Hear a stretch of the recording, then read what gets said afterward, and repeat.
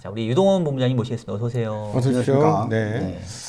좋아지려고 하다 지난 한 주간 나빴다가 막판에 다시 돌렸어요. 그러니까 75bp의 추억이 있는 거죠. 75bp 올려서 6월 달에 아주 박살을 내놓고 이번엔 또다시 100bp냐 했는데 일단 제임스 블러드가 그 정도 얘기한 거 보니까 75bp로 가는 거는 거의 확정되는 분위기죠. 일단은 7월 달에. 그렇죠. 근데 문제는 제임스 블러드의 뒷얘기예요. 앞서 코너에서도 이야기했지만 4.0. 4.0 이거 어떻게 봐야 됩니까? 4.0을 하면 우리 유동훈 본부장님 자료에서 자주 보여주시는 3개월 10년물 간에 금리가 완전히 붙어버리는 상황들이 오는데 그리고 그럼 은행 물론 지난 주말은 은행주가 굉장히 많이 올랐어요. 예상치보다 좋은 실적을 내서 시티은행 두 자릿수나 폭등했고 덕분에 한국은행도 많이 올랐는데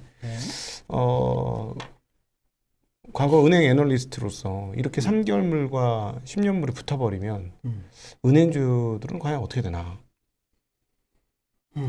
은행의 영업은 어떻게 되나? 잠깐 죄송한데 네. 순서를 약간 일단은 왜냐면 제임스 블러드가 얘기했다고 해서 이렇게 가는 거 아니니까 네. 저는 일단 여쭤보고 싶은 게 우리 본부장님 밸류에이션 모델 상에서 미국 금리가 3.5가 아니라 터미널 레이트가 4.0으로 간다고 하면 지수대가 어느 정도 나오는지 그거 한번 좀 말씀 주시고 네. 그 전망에 대해서 얼마만큼 우리가 신뢰할 수 있는지 그 견해를 말씀 주시면 좋을 것 같아요. 저희가 4%를 잡고 적정 가치를 구해 본 케이스가 많죠.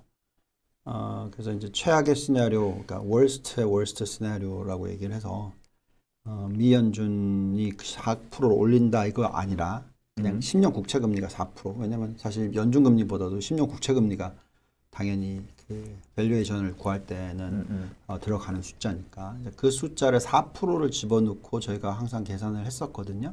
그래서 저희 투자 레터를 보시면은 4%를 잡고 그 다음에 그 리스크 프리미엄이라고 해서 주식에 대해서 위험 가중도를 갖다가 S&P 6%, 나스닥 6.5% 집어넣고 그 다음에 여기다가 이제 이익 증가율이 간단하게 얘기하면 지금 현재 컨센서스에서 마이너스 10, 20%를 때려서 빼고 그러면 이제 이익 증가율이 어떻게 되냐면 올해 0%, 내년도 네. 뭐 조금, 그 다음에 내후년도에 이제 좀 올라오는 정도로 이렇게 이제 계산을 해서 했었을 때의 적정 S&P 500이 얼마가 나오냐면 3,700, 3,600. 지금보다 약간 낮네요. 3,860 네. 정도 되니까. 그리고 나스닥이 11,300포인트. 예, 그래서 말씀드렸던 게 이제 그것을 반영을 한 숫자를 우리가 이미 봤다. 그것조차도 반영했다. 예. 그게 갈지 안 갈지도 모르는데. 예, 그래서 그거를 반영을 했기 때문에 만약에 그것보다도 좀 나은 숫자가 나오면 시장은 반등할 수 있는 그런 여건이 될 수가 있다. 이런 거고요. 그 다음에 이제 여기서 이제 나아가서 이제 더 다른 스토리는 지금 방금 박동인께서 여쭤보셨던 그 질문인데, 예를 들어서 이 10년 국채 금리가 4%까지 안 가. 네. 3.5%인데, 3.5%까지 맥시멈 올리는 걸로 계산을 하고, 네. 블러드 총재가 얘기했던 뭐 4%로 기준금리를 4% 올려버리면 당연히 이건 이제 마이너스 0.5%잖아요. 네. 예.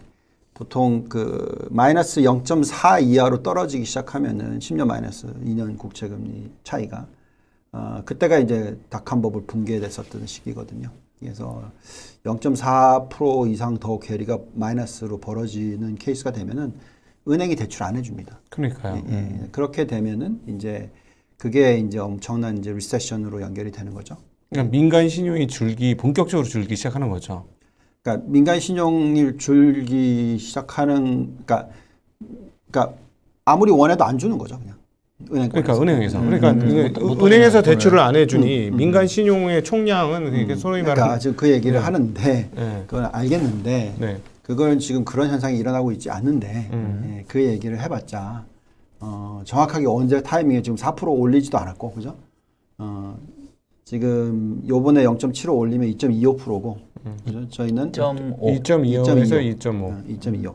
2.25고, 그 다음에 추가로 한 0.5도 올리면은 이제 2.75까지 3%까지 올라갈 거고, 그러니까 저희가 생각할 때 맥시멈 미 연준이 올릴 수 있는 금리는 저희는 3.5% 정도로 보고 있는데, 그러면은 이제 저희는 이제 큰 문제는 없다고 생각하고 있는데 뭐 4%까지 올린다? 뭐 그건 이제 결국은 인플레이션 숫자가 먼저 또 들어오는 거 봐야 되겠죠. 예, 그래서 그러니까 자꾸 그 나쁜 것만 보려고 하지 말자라는 걸 자꾸 얘기를 해드린 거예요. 그러니까 이미 벌써 그걸 우리는 예상을 하고 있는 거고 그럴 수도 있다라는 걸 가서 뭐 어느 정도 지수대냐. 그러니까 간단하게 얘기하면 우리 여태까지 계속 얘기했던 게 뭐죠? 소비가 안 일어날 거다. 그 다음에 인벤토리가 막 쌓였다. 뭐 그래서 큰일 났다. 근데 금요일 날 숫자 나왔어요. 보셨어요? 인벤토리? 예, 인벤토리 나왔어요. 올라가긴 올라갔어요.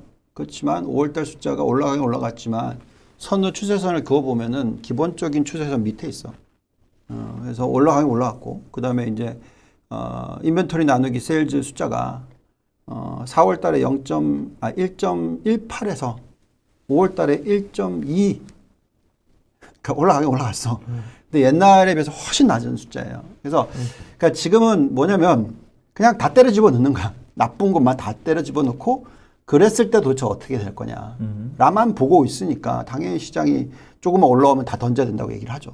경기 침체가 당연히 지금 당장 올 거다.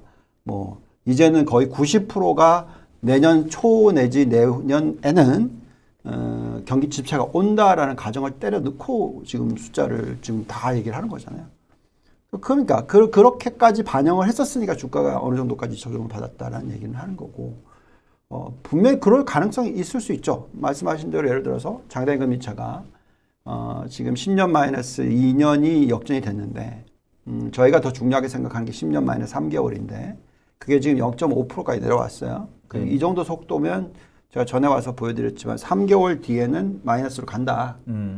그러면 이제 10월 달이나 11월 달 되면 이제 마이너스로 간다. 자, 그러면 이제 이 숫자가도 그렇고 10년 마이너스 2년도 그렇고 이게 다 그렇게 되면 결국은 이제 은행권에서 몸살이기가 일어난다. 예를 들면 그럼 은행권에 몸살이가 일어난다라는 것은 막 대출을 안 해준다.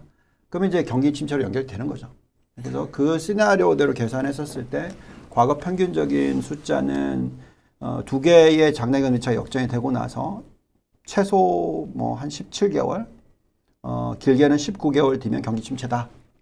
그러면은 올해 10월, 11월이 0이고 마이너스로 가고 거기에 플러스 17개월 더하면 내후년 상반기 말이 그러니까 2024년 상반기면 그죠?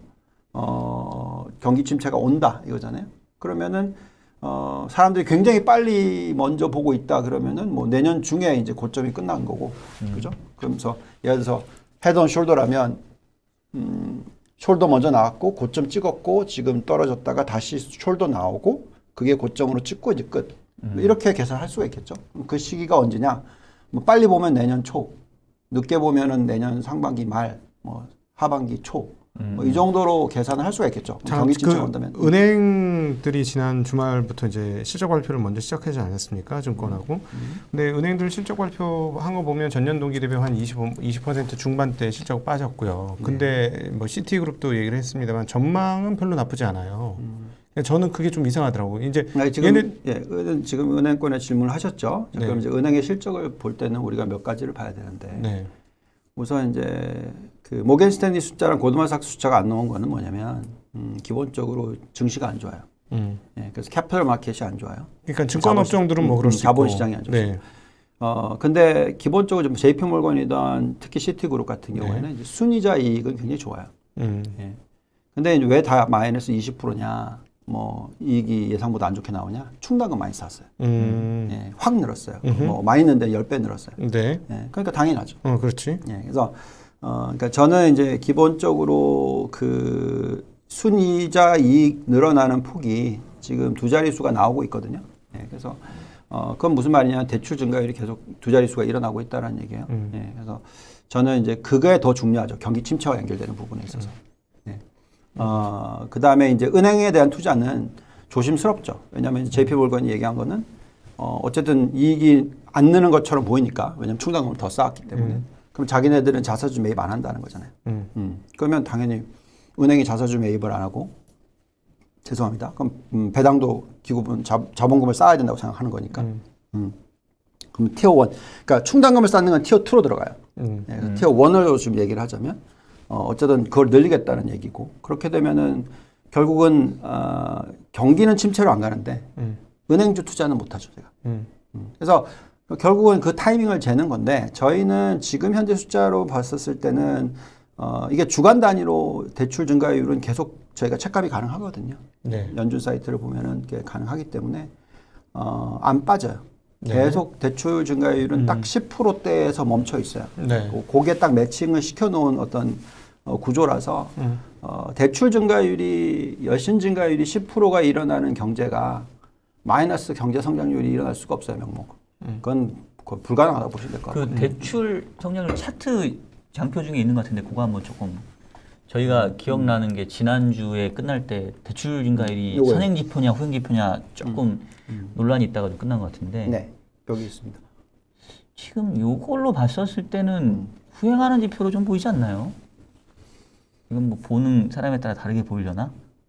어떻습니까? 후회할 수도 있을 것 같고 대출 네. 증가율이 근데 대출 증가율이 유지되는 그 방향성이 굉장히 중요한 것 같고요 제가 보기에는 대출 증가율이 대출 증가율이죠. 네. 네. 증가율이면 꼭 후행한다고 볼 수 없겠는데 증가율이면 네. 증가율이 아무튼 후행할 자, 수도 있지. 네. 결국은 우리는 이제 예대율을 예측을 해야 돼요. 네. 그래서 이제 예금 증가율이 급격하게 떨어진 부분이 나오고 있고 예대율은 떨어졌습니까 그러면? 아니요 예금 증가율이 떨어졌다. 예금 증가율은 예금 증가율이 5%대로 떨어졌다라는 것이 그만큼 유동성을 해소하는 부분이고요. 이제 이게 이 예대율이 안 변하고 그러면 대출 증가율도 같이 떨어져야 되는 거죠. 네. 예. 근데 지금은 워낙 낮은 예대율이다 보니까 예대율이 저점이 59.5%였고 단 6개월 사이에 지금 63.3%로 올라오고 있어요. 그러니까 예대율이 58%까지 떨어졌다고요? 59.5. 언제요? 최근에? 2020. 최근에 차트가 예금 나오네요. 대비 대출 비율이 그러니까 예금의 60%밖에 대출이 안 나왔다. 그러면 은행은 뭐 공간이 상당히 있는 거네. 그다음에 그러니까요. 예, 그다음에 충당금도 많이 쌓았고. 네. 그러면 일단은 문제가 생겨도 은행에 문제가 생기지 않으니 뭐 미국발 신용 문제는 없다. 일단 현재 저는 상황에는 이런 없다. 숫자를 보고 있기 때문에 저는 계속 말씀을 드리지만 미국발 시스템ik 리스크는 없다. 네. 예. 이런 숫자이기 때문에 달러가 자꾸 강세로 가는 거겠죠. 네. 예. 그래서 아무튼 뭐 지금 현재의 미국의 은행권의 숫자를 놓고 보고 있으면은 저는 미국의 시스템ik 리스크의 가능성은 적다라고 자꾸 얘기를 해드리는 거고. 그다음에 이제 오늘 이제 지난 금요일 날 장이 돌아섰던 이유 뭐 아니면 제법 큰 폭의 상승을 했던 이유가 뭐냐면 소매 판매 숫자가 나왔어요. 네. 소매 판매 좋게 계속 나왔습니다. 다들 그러니까 이제 안 좋게 보시는 분들은 이렇게 얘기해요. 왜냐하면 소매 판매 숫자는 명목이다. 네. 그죠? 그래서 거기서 실제로 바꿔버리면 안 늘었다. 그러면 장 못 올라야죠. 장 또 빠졌어야죠. 그 1% 증가했다고 해서 인플레이션이 Q-on-Q로 1.3이었는데, 그죠? 네. 소매 판매가 1% 늘었다고. 그러면 마이너스 0.3이잖아. 네. 그러면 그거로 봤었으면 장이 때렸어야죠.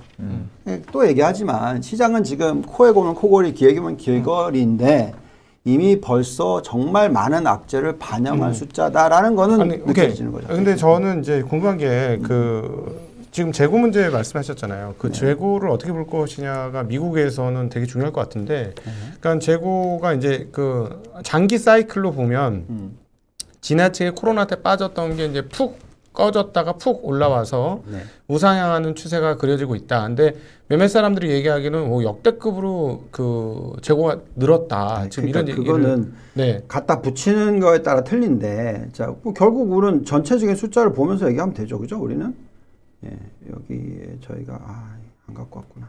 네.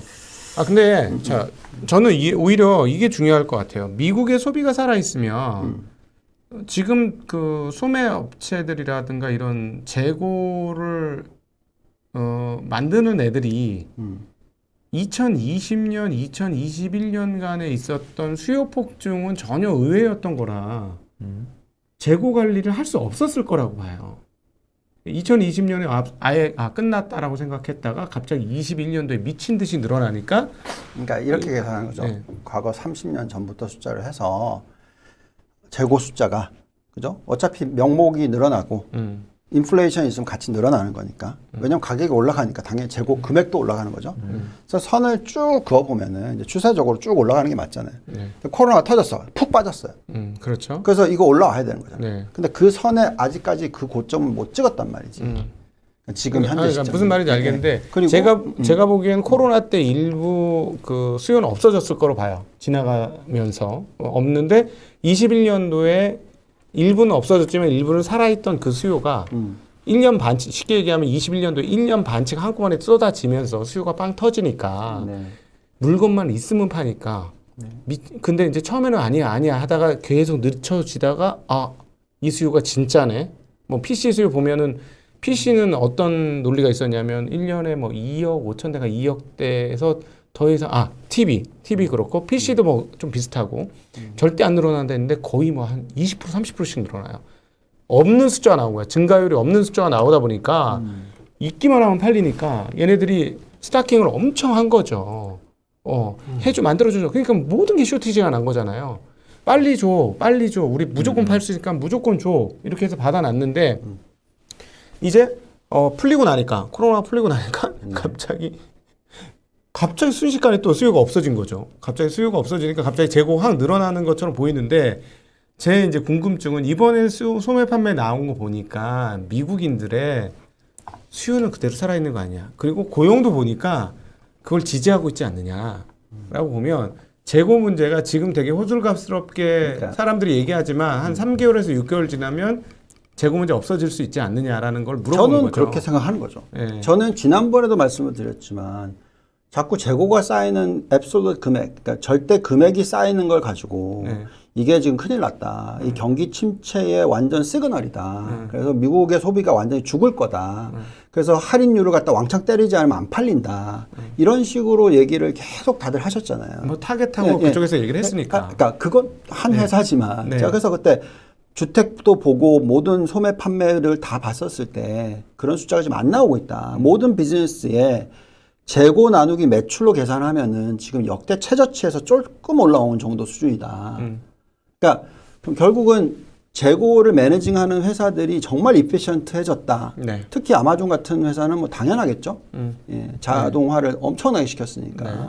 그래서 지금 현재의 전체 비즈니스, 그러니까 결국 우리가 얘기하는 뭐 그 타겟이라든지 그런 몇몇 완전 리테일 끝부분에 있는 걔네들이 재고 매니징을 잘못한 부분하고 전체 모든 비즈니스 사이클에 있는 모든 산업들의 전체 비즈니스 토탈 비즈니스라고 얘기해요. 아니면 그냥 토탈 리테일 비즈니스로 계산했었을 때 우리가 들여다보는 거는 그냥 앱솔로 숫자가 늘어난 거. 그 바닥 대비해서 30% 늘었다 그래서 그게 경기 침체의 시그널이냐 이거 얘기를 자꾸 해드렸던 거고 네. 이번에 5월달 숫자가 나온 걸 보니까 역시나 그 정도의 문제는 아니었다라는 숫자가 나오는 거죠. 금요일 날. 근데 거기서 이제 우리가 고민을 한번 해봐야 될 부분 저게 아닌가 싶어요. 그러니까 사실은 소비가 살아있으면 시간이 지나면 재고는 소진이 되겠죠. 근데 이제 걱정하고 있는 게 금리의 어느 정도 시점이 그다음에 어느 정도 시점에 기업들이 금리의 부담을 느끼면서 사람 고용을 줄이고 이런 게 올 것인가에 대한 상상의 나래는 한번 펴봐야 될 것 같거든요. 그러니까 고용의 숫자를 늘리지 않겠죠. 네. 그러니까 지금 벌써 이제 아마존 페이스북이 그 어나운스를 한 것 같고, 네. 그다음에 흔히 말하는 빅테크 기업들이 지금 이제 감원 시작했죠. 네, 테슬라. 감원이라기보다는 그러니까 간단하게 얘기하면 마이크로소프트가 1%의 감원을 하기로 했어요. 네. 1%입니다. 근데 사람들이 막 그러면서 이제 1%의 감원을 하기로 했는데 이미 감원했어. 그러면서 이제 큰일 났다. 이제 감원이 시작됐다. 이렇게 얘기를 끌고 갔어요. 근데 이제 마이크로소프트가 얘기하는 거는 구조의 조정이 필요했다. 무슨 말이냐면 당연히 일 잘 못하는 사람은 잘라야 되는 거고 잘 하는 사람은 더 하이어를 해야 되는 거고 그래서 자기네들이 구조적으로 조정을 하기 때문에 지금 1%를 감원을 했는데 앞으로 12개월로 놓고 보면은 전체 인플로이는 늘어날 거다. 라고 얘기를 했어요. 네. 근데 이제 우리가 지금 자꾸 보고 있는 거는 그냥 헤드라인만 보는 거죠. 그렇죠? 예. 그래서 뭐 또 마찬가지로 옐런 그 재무장관이 뭐라고 막 얘기를 했냐면 unemployment ratio, 그러니까 실업률이 지금 4.6%인데 네. 그 사이클로 봤을 때 2024년 초까지 이게 4.5%까지도 올라갈 수 있다. 네. 그러니까 우리가 보통 저희가 계산했었을 때 완전 고용이라고 하는 숫자가 4에서 4.5% 수준도 완전 고용이라고 얘기를 하지만 4%를 저희는 보고 4% 있거든요. 정도, 예. 4% 정도 보고 있거든요. 그러니까 그 정도예요. 여기에 플러스 알파로 0.5% 정도까지 더 올라갈 수 있다. 그게 이제 2024년 상반기 정도 될 수도 있다. 이렇게 얘기를 하는 거고, 아마 옐런 의장은 4.5%라고 얘기 안 했던 것 같고, 거의 뭐 한 4%라고 얘기했던 것 같고, 다른 분, 또 다른 미 연준 의장이 그 얘기를 했던 것 같아요. 네. 어쨌든 4에서 4.5%까지다. 그럼 무슨 얘기냐면, 여전히 고용시장은, 지금 임금 상승률 숫자가 나왔는데, 오늘 저희가 계산해 보니까, 지난달, 요렇게 나왔더라고요.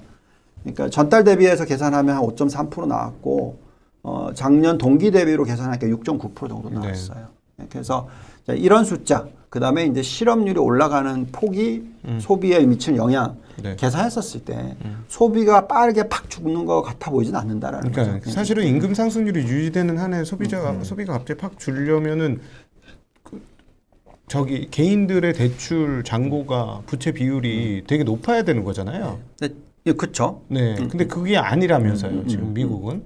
네. 게다가 지금 괴리가 정말로 많이 벌어지고 있어요. 그러니까 그 실질적인 순자산 가치의 상승과 GDP의 상승의 폭의 괴리가 이렇게 벌어지고 있어요. 지금. 그러니까 이게 무슨 얘기냐면 돈을 쓸 수 있는 사람의 여력은 굉장히 높은 거고 지금 그래서 이제 서프라임 사태 얘기를 하는 거는 이제 우리나라 같은 경우에 지금 요즘에 그런 얘기 많이 하잖아요. 우리나라에서 서프라임 사태 일어나는 거 아니냐. 가계부채 비율이 워낙 높으니까. 근데 이제 미국은 이걸 또 봤었을 때 가계부채 비율도 78%밖에 안 된단 말이죠.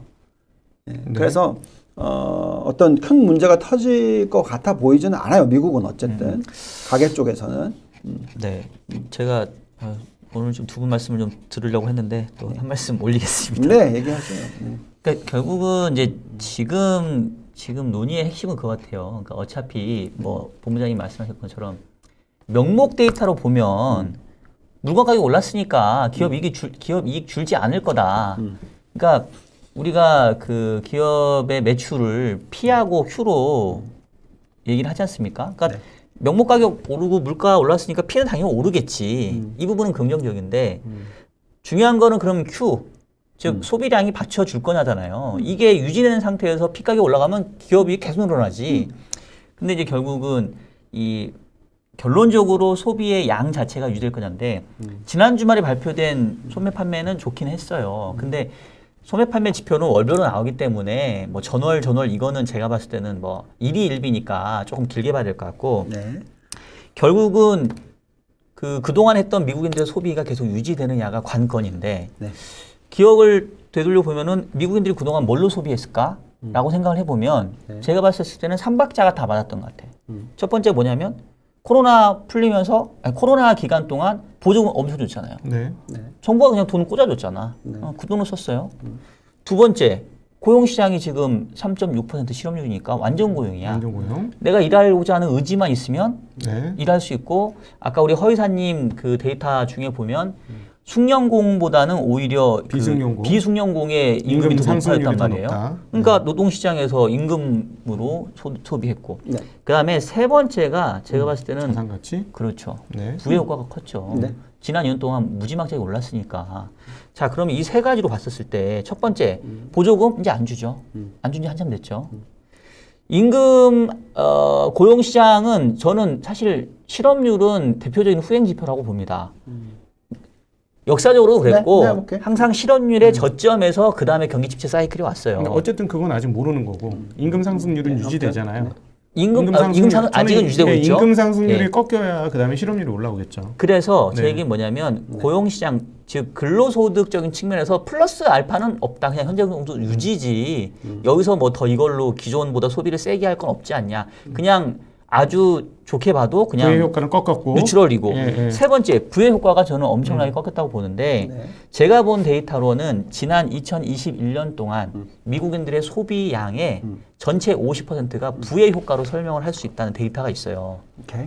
작년에 돈 쓴 거 중에 50%는 자산 가격이 올라섰다는 거지. 오케이. 근데 지금 작년 이후로 자산 가격은 지금 20, 30% 빠져 있잖아요. 그럼 제가 봤을 때는 그동안 소비를 지탱했던 이 세 가지 요인들 사실 고용시장 빼고는 이미 다 꺼져가고 있는 상황인데 고용시장까지도 후행한다고 보면 과연 뭐 지난 주말에 소매 판매 좋게 나왔긴 했지만 그동안의 소비 수준에 비하면 미국 소비가 더 계속 잘 나올 수 있을까? 그거에 대한 의심이 정말 있거든요. 죄송한 말씀인데 네. 예, 주가가 언제까지 빠졌죠? 주가가요? 예. 그러니까 어쨌든 1월 고점이었잖아요. 그죠? 1월, 3월까지 1, 4분기가 마이너스 10몇 %잖아요. 네. 그럼 그 부의 효과가 없는데 소비가 왜 일어났죠? 아니, 잠깐 또 3, 후행하는 2분기, 부분이 있죠. 그러니까 계속 네. 말씀하시는 거는 네. 그러니까 자꾸 우리가 네. 끼워 맞추자는 말. 아니 그러니까 부의 효과를 설명을 드리면 지금 주가가 빠졌지만 코로나 이전과 비교해 보면 급등했다가 빠졌기 때문에 설령 올해 1, 4분기 주가 빠졌다 하더라도 1년 전과 비교해 보면 이미 주가는 인더머니 상태였다고 아니 그럼 인더머니면 예. 그러면 내가 또 거기에 대해 반론을 제기할 수 있는데 잠깐만 부의 중에서 금융시장만 있는 거 아니죠? 아니 잠깐 부동산 시장도 있죠. 인더머니면 네. 지금 재고 조정만 끝나면 소비가 유지된다는 거 아니에요? 그럼 소비가 안 준다는 얘기지. 그 논리면 재고 조정이 되는데 소비가 왜? 재고를 갑자기 이거는 네. 재고가 지금 있는 사이클이 네. 그동안에 팬데믹화 그 다음 기간에 업앤다운이 너무 커서 공급 업체들이 재고 조정을 잘못했다가 재고가 늘었는데 지금 급속하게 재고 조정 들어갈 거 아니에요. 뭐 갭이라든가 타겟이나 이런 애들은. 네. 그럼 제가 보기엔 6개월이면 끝나요. 우리 업체 같은 경우는 재고 조정이. 그러면 말씀하신 대로 인더머니라 그래서 현재 주가가 유지된다 그러면 6개월에 다시 소비할 수 있으니 아니. 그게 안 준다고. 그 논리라면. 아니 유 본부장님이 1분기에 주가 빠질 때는 왜 소비가 견조했고 지금 와가지고 2분기도 견조했다는 말씀을 드리는 거예요. 또 얘기하지만. 아니, 그러니까 그게 만약에 주가가 지금 빠졌다고 해서 그러니까 사람들이 소비하는 그 시점하고 자산 가격이라고 하는 게 그냥 오늘 주가 빠졌으니까 나는 오늘 소비 안 해. 이러진 않겠죠. 저는 지금 그래요. 저는 다시 말씀을 드리자면 네. 저는 이제 뭐 제가 뭐 할 말이 있겠습니까? 상반기가 많이 빠졌고 우리가 예측했을 때가 상반기가 마이너스 10에서 20% 정도 빠질 줄 알았는데 24.5% 빠졌어요. 나스닥은 그거에 1.5배 빠져서 34% 빠졌습니다. 그죠? 그러니까 예상보다 훨씬 더 많이 빠졌다. 오케이. 자, 그러면 이제 하반기가 어떻게 될 거냐? 근데 지금 현재 시점에서 인플레이션이 여기에 영향을 미친 부분이 상당히 크다. 네. 자, 그러면 이제 기업 실적은 어떻게 됐느냐. 그러니까 우리가 보통 저는 항상 얘기했던 게 컨센서스를 따라가는 게 시장이라고 생각을 했는데 지금은 컨센서스가 높게 유지가 되고 있는데도 팼잖아요. 그렇죠? 아니, 그러니까 심리가 몰락하는 심리가 심리가 시장을 몰락시킨 거죠. 이렇게까지 네. 다들 이렇게 숫자가 좋은데도 불구하고 경기 침체가 일어날 거라고 확률을 90% 이상이 내년에 일어날 거다라고 얘기한 적을 본 적이 없대요. 상당히 많은 분들이. 그러니까 경기 침체 확률이 역사상 경기 침체에 대한 컨센이 미국 증시 역사상 가장 높은 수준이다. 네. 지금. 네. 어. 그죠? 근데 실질적으로 실적을 보시면은 저희는 계속 숫자를 보잖아요. 저희가 종목을 고를 때는 숫자를 보고 고르는데 S&P 500이 4, 4분기가 사실 비용이 훨씬 더 많이 올라갔었어요. 그죠? 예, PPI가 훨씬 더 CPI 상승률보다 훨씬 높았다 시작한 게 작년 하반기부터란 말이죠. 근데 마진이 잘 안 꺾여. 왜냐면 가격 전가를 계속 하니까. 인플레이션 자꾸 나왔어요. 1, 4분기 실적이 다 나왔잖아요. 그게 70몇 %의 실적이 예상보다 또 높게 나왔어요. 1분기에 굉장히 잘 나왔죠. 굉장히 또 잘 실적이. 나왔어요. 예. 지금 2분기 숫자 나오기 시작했어요. 네. 전체에 지금 7%가 발표를 했어. 또 60%가 더 좋게 나오고 있어, 예상보다. 네. 여기에 또 EPS가 4% 늘고 있어요. 그러니까 무슨 얘기냐면 알겠어요. 그러니까 다 걱정을 하고 우리가 경기 침체로 간다. 그런데 이미 벌써 경기 침체 왔다까지 얘기를 하면서 그게 실질 숫자니까 그렇다. 실질이 마이너스니까 당연히 이익이 마이너스로 꺾여야 된다라고 얘기했는데 그게 안 나오고 있다는 얘기를 하는 거예요. 오케이. 아니 원래 심리가 무너지면 설명이 안 돼요. 한국 시장 보세요. 설명 안 된 지 오래됐어. 저는 삼성전자에 대한 설명을 포기했어. 아니 애널리스트들 너무 불쌍하다. 왜냐하면 얘네들 애널리스트 무슨 주가 맞추는 사람이냐. 실적 전망만 정확히 해대면 되는 거지. 실적 전망 아무리 정확하게 해도 안 통하는 시장이에요. 심리가 이미 죽은 시장이니까. 그게 저는 한국 시장에 먼저 됐고 이제 미국 시장이 이번에 왔었던 거고 그게 하나 궁금한 것 중에 하나는 지금 실적 얘기를 하셨으니까 달러가 너무 강세잖아요. 그게 저는 제일 걱정이에요. 근데 빅테크 기업은 사실 이제 다국적 기업이고 달러 베이스로 돈을 받잖아. 그러면 지금 예를 들자면 저 구글 그 프리미엄 돈 내는 거 우리 안 올려줬잖아요. 어떤 거요?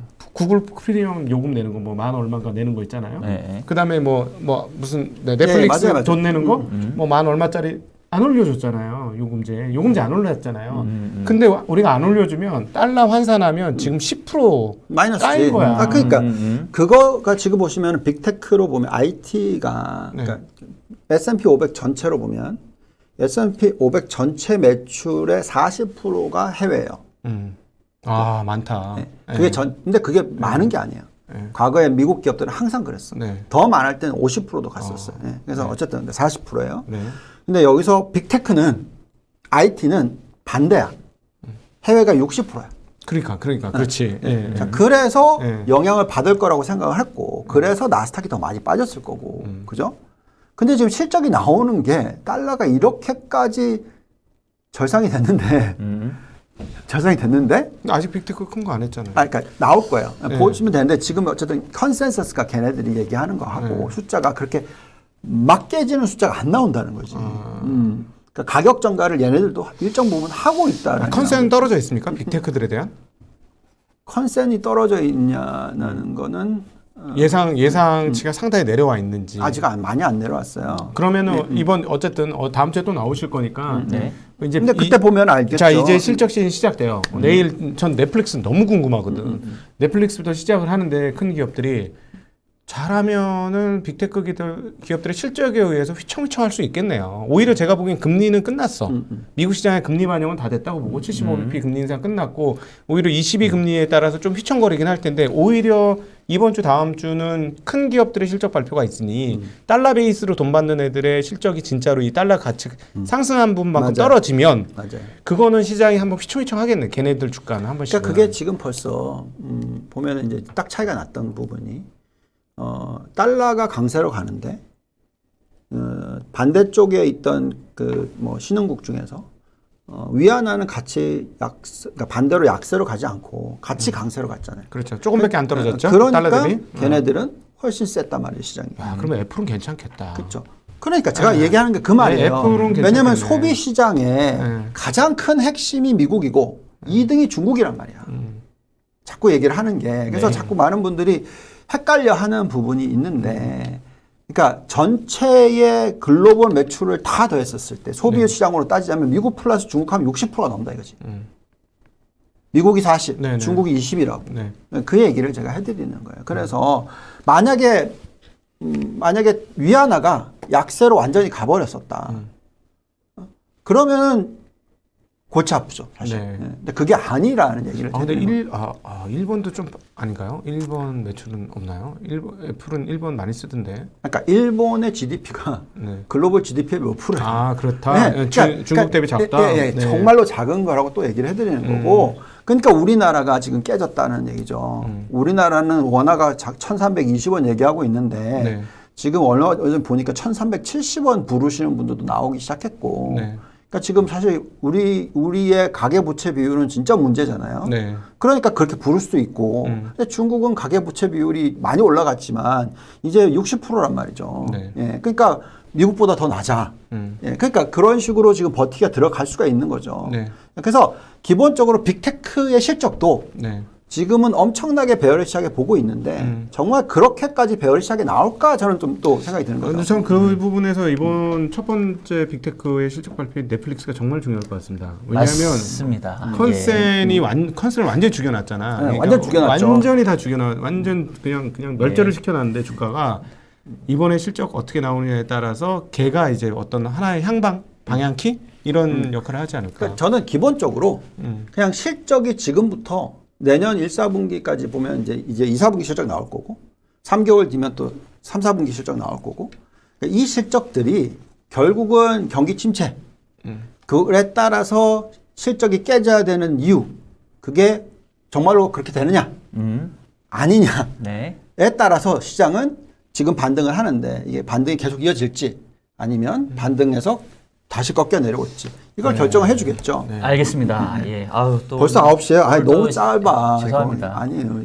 아니 박사님 네. 생각에는 한 마지막 지금 하나. 마무리해야 돼, 아니 지금. 진짜 중요한 거라서. 네네. 그 75bp 잡익 베베 네. 75, 50, 25, 25가 음. 시장에 지금 다 반영됐다고 보시나요? 안 됐다고 보시나요? 지금은 자빅 배배는 반영됐죠. 자익 베베 지금 반영됐다. 반영됐죠. 예. 네. 오히려 원하는 시나리오죠. 왜냐하면 금리 인상의 강도와 속도가 줄어든다라는 것 자체도 시장에서는 선호하니까. 근데 제가 이제 우려했던 거는 제임스 블러드 형님이 얘기하는 걸 보니 자빅 배배가 아닐 수 있겠다. 자빅 빅빅? 자자빅빅 내지는 될 수도 있겠다. 이제 그런 것 때문에 그렇고. 하나 더 있다. 예. 결국 그러면 7월 27일이 지나고 나면 네. 달러 약세로 갈 수 있을 가능성이 높지 않아요?